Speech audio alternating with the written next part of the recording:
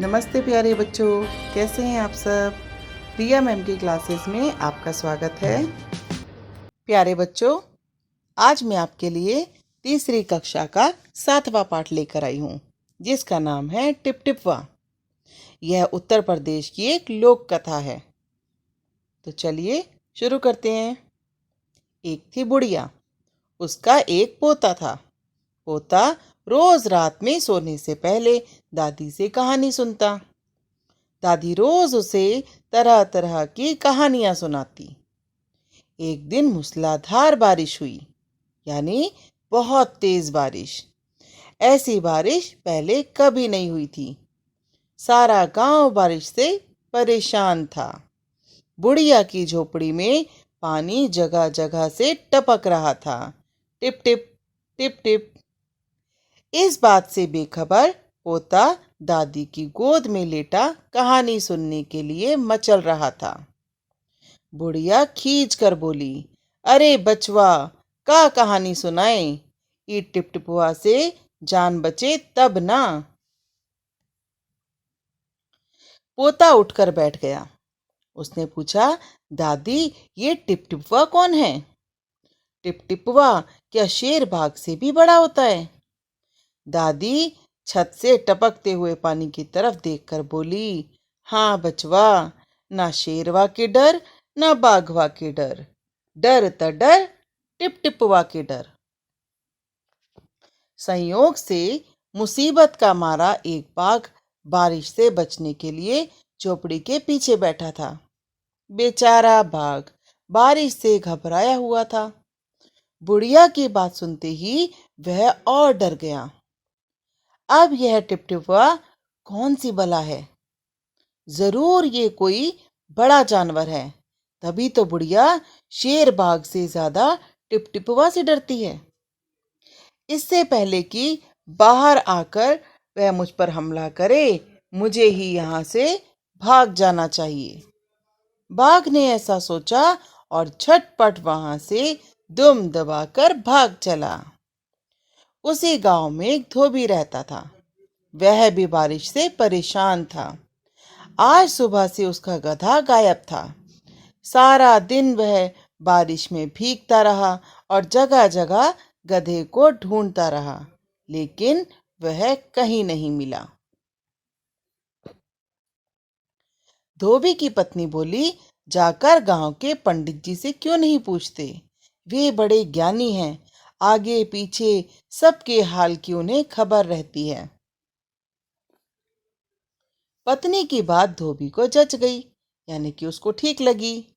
अपना मोटा लठ उठाकर वह पंडित जी के घर की तरफ चल पड़ा। उसने देखा कि पंडित जी घर में जमा बारिश का पानी उलीच उलीच कर फेंक रहे हैं।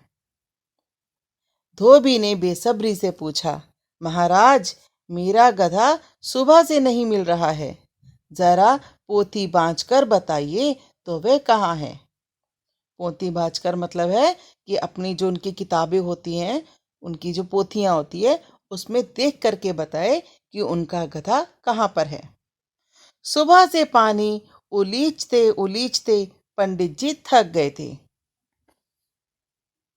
धोबी की बात सुनी तो झुंझुला पड़े, यानी कि उनको बहुत गुस्सा आया और बोले, मेरी पोथी में तेरे गधे का पता ठिकाना लिखा है क्या। जो आ गया पूछने, अरे जाकर ढूंढ उसे किसी गड़ई पोखर में, यानी कि किसी गड्ढे में। और पंडित जी लगे फिर पानी उलीचने। धोबी वहां से चल दिया। चलते चलते वह एक तालाब के पास पहुंचा। तालाब के किनारे ऊंची ऊंची घास उग रही थी। धोबी घास में गधे को ढूंढने लगा। किस्मत का मारा बेचारा बाघ टिपटिपुआ के डर से वहीं घास में छिपा बैठा था। धोबी को लगा कि बाघ ही उसका गधा है। उसने आव देखा ना ताव और लगा बाघ पर मोटा लठ बरसाने। बेचारा बाघ इस अचानक हमले से एकदम घबरा गया। बाघ ने मन ही मन सोचा, लगता है यही टिपटिपवा है। आखिर इसने मुझे ढूंढ ही लिया। अब अपनी जान बचानी है तो यह जो कहे चुपचाप करते जाओ। आज तूने बहुत परेशान किया है, मार मार कर मैं तेरा कचूमर निकाल दूंगा। ऐसा कहकर धोबी ने बाघ का कान पकड़ा और उसे खींचता हुआ घर की तरफ चल दिया। बाघ बिना चू चपट किए भीगी बिल्ली बना धोबी के पीछे पीछे चल दिया। घर पहुंचकर धोबी ने बाघ को खूंटे से बांध दिया और सो गया। सुबह जब गांव वालों ने धोबी के घर के बाहर खूंटे से एक बाघ को बंधे देखा तो उनकी आंखें खुली की खुली रह गई। कैसी कहानी थी बच्चों? मजा आया ना? ऐसा हो सकता था क्या कि कोई एक इंसान बाघ को ऐसे ही इतने आसान तरीके से पकड़ लाए और उसको अपने खूंटे से बांध ले? अगर वो बाघ वो बूढ़ी अम्मा की कहानी नहीं सुनता, डरता नहीं, तो उसके साथ ऐसा नहीं होता।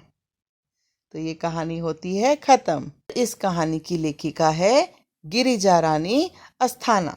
मैं उम्मीद करती हूँ आपको मेरा वीडियो ज़रूर पसंद आया होगा, और अगर आपको ये पसंद आया है तो प्लीज़ मेरे चैनल को सब्सक्राइब करें, लाइक करें, शेयर करें ताकि और लोग भी इसे देख सकें।